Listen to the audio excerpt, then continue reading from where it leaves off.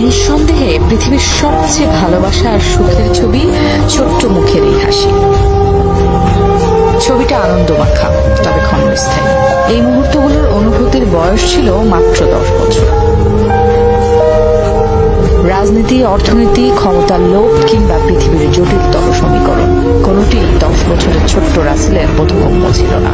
কিন্তু সেই রাসেলকে শিকার হতে হলো ইতিহাসের জঘন্যতম বর্বরতা। বাবা বঙ্গবন্ধুর সাথে ছুটে বেরিয়েছে দেশ বিদেশ, নিজের মতো করে মুখরিত করে রাখত চারপাশ।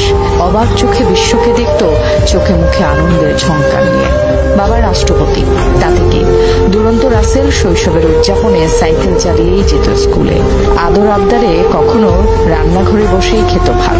পোষা কবুতরকে রাখত পরম যত্নে। ছোট্ট রাসেলকে বন্ধু টানত প্রবল ভাবে। টুঙ্গিপাড়ায় বেড়াতে যাওয়ার সময় সেই বন্ধুদের জন্যই বায়না ধরত পোশাক কিনে নিয়ে যাওয়া। পরিবারের সবার ভীষণ আদরের ছোট্ট মানুষ শেখ রাসেল। বেঁচে থাকলে হয়তো বাংলাদেশকে দিতে পারত অপার সম্ভাবনা। কিন্তু 1975 সালের 15ই আগস্ট ভোরে এক নিমিষে সব শেষ করে দেয় ঘাতকের বুলেট। ঘাতকরা ঠান্ডা মাথায় হাসতে হাসতে পরিবারের সদস্যদের সাথে গুলি করে হত্যা করে রাসেলকে।